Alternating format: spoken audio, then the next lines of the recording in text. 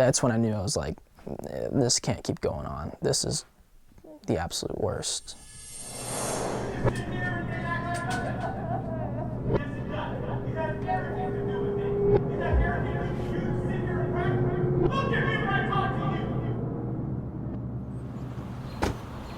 me know when you're ready. Is it recording? Yeah, here, let me change. Can you hear me right now, Zico? Yeah. Through the headset, right? Okay. How does it sound? Fresh. All set? Yeah. All right, I'm gonna start talking here.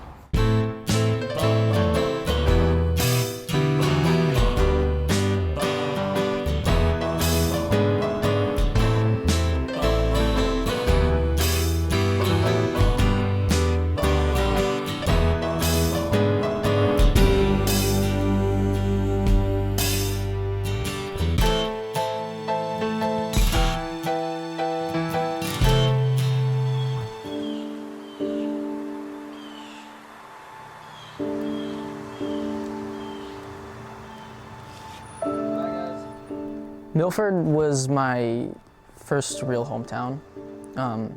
This is the second place we had ever moved to. This is when I really met a lot of my friends. The place where I'm staying at now, the Daniels residence, has really been like my second home. Growing up here has been awesome though, because I just remember how lively the neighborhoods used to be. There was a lot of kids and stuff. It was always a lot of fun. This was where I was before everything went downhill, really. It was like being the oldest, definitely difficult. I always felt like shame and guilt for you guys because I felt like you guys didn't get a good life, especially you. I still to this day feel a lot of guilt and shame and wish that I could do better for you because you were so young when our life started to really, really go bad. Throughout this story, I've lived in about 20 different homes and I've gone to like 8 different schools. We did not have electricity or running water for a few months, and I remember when we had to take these bricks and stack them on the stove, and we'd start a little fire under the stove, and all we had was pancake mix, and we would get like water bottles, and that's how we would make our pancakes, and those were 3 meals of the day. It was pancakes for a couple months. It was a very hard time for us. We were homeless after our freshman year. Like one of the last days of school, like we were staying with like Cindy, and then we were living in the homeless shelter. I was like staying with anybody and everybody that I could make friends with. So like there was all of those things playing a role, and it was like every single year at one point of my high school years, we were homeless. 10th grade year, that was when I was like, all right, buckle down, you gotta start doing better at this high school stuff. So I did. My first 2 quarters, I had nothing but A's and B's, and I was very proud of myself. 3rd quarter was the official drop. We had gotten kicked out of our home, which I was really upset because I was doing really good in school. It was December, and they had given us 30 days to move out. This was a couple days before Christmas, and during that day of moving out, I remember it was raining the whole time. And me and Joel, my mom's boyfriend at the time, we had to keep moving everything into this car, and he kept taking it to his buddy's house, to which they were storing everything. And it was frustrating because during the rain and him just being an asshole the whole time to my mom and to me while moving everything was not helping the situation to which we were already in. We had just gotten some food, some KFC, pretty good food. And I had grabbed my portion of the food, and then I went to my room to eat it. And as I'm setting all my stuff down and getting in my bed ready to eat, I hear just the worst yelling I've heard coming from Joel. I was like really confused what was going on and why he was screaming, and I heard little to no arguing back from my mother. And I'm just hearing him. He's yelling at her, calling her worthless, nothing. So I put my shoes on, and I had grabbed a hatchet, And I go into that room and he's over on top of her while she's fetal position in the bed, just curled up, yelling at her, pointing at her, and she's crying her heart out. And I get in his face and I'm telling him, like, do you think you're a man right now? Like, you're a coward. Like, look at what the you're doing right now. And after that going on for about, I'd say 30, 40 seconds, my mom saw that I was getting in his face. And she'd grabbed the hot gravy and mashed potatoes and just chucked it at him, splattered all over him. And my mom is, she's pretty fragile. I didn't mean to grab her so hard, but I grabbed her by her wrist to take her to my room because I didn't want her to be in any danger. So I grabbed her, I took her to my room, and I locked the door. She didn't have any food left after all of it being thrown at him, so I was like, we can split mine. Don't worry about it. And she's just crying, sitting on my bed, and that's when I knew. I was like, this can't keep going on. This is the absolute worst.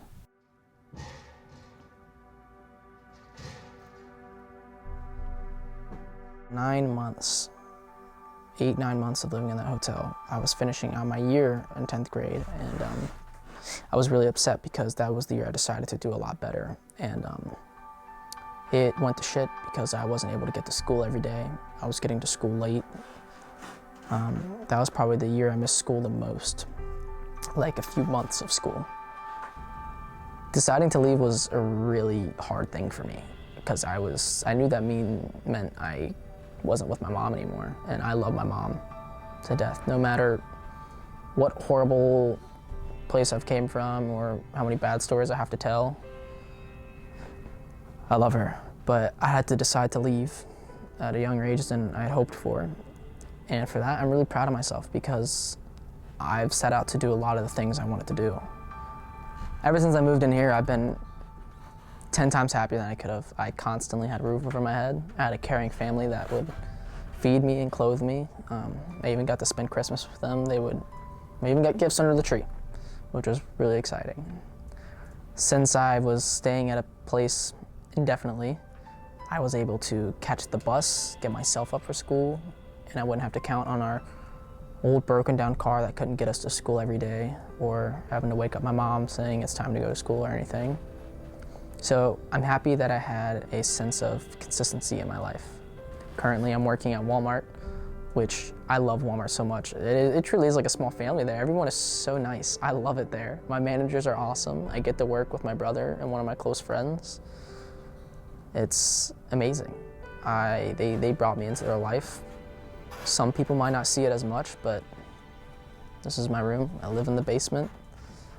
To some people it might not be the best of life, but to me it's what I got, and it's better than what I've had in a long time.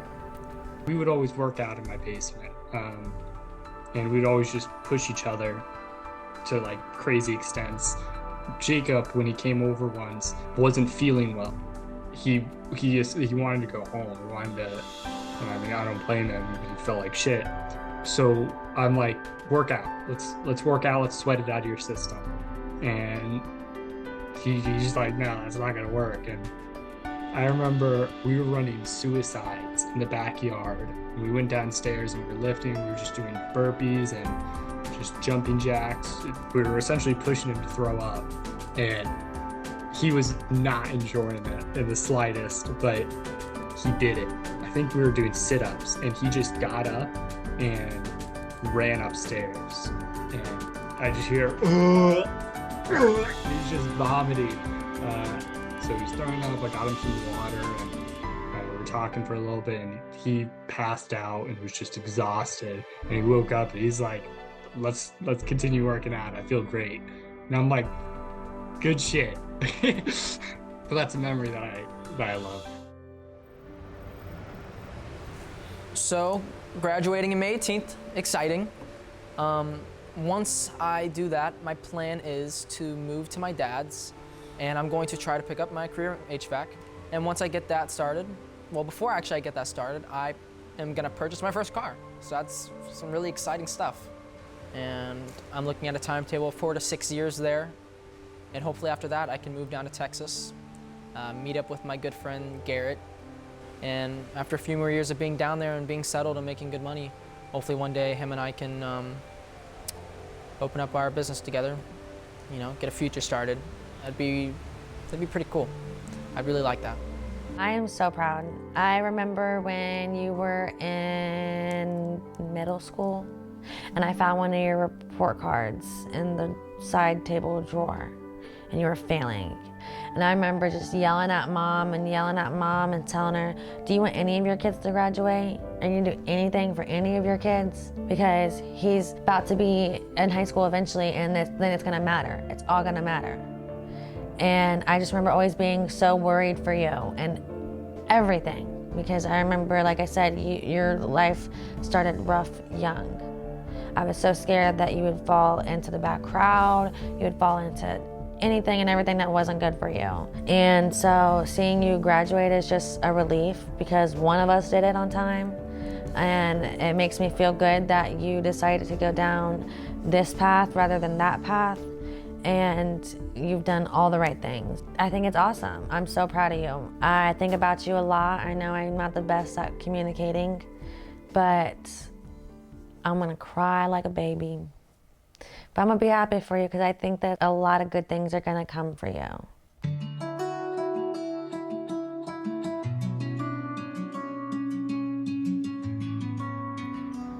If I could go back, I wouldn't change anything. The way I see it, the people I met, and everything I've been through, it made me who I am today. And I don't want to take any of that back. I believe everyone has a story to tell, so, you know, you don't know what's going on in everyone's everyday life. So make sure you just be kind.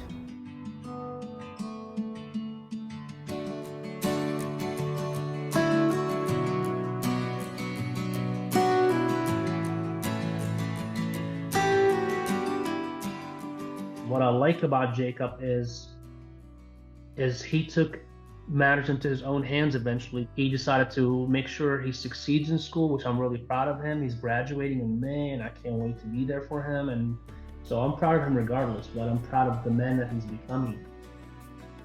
He worked hard. He accomplished more than any child that I could imagine had to go through to get where he's gotten. Proud, I don't even know if proud is a big enough word because he's grown to be more of a perfect example of a gentleman, a kind, caring, and compassionate young man who I know is going to go absolutely far in life. I love you.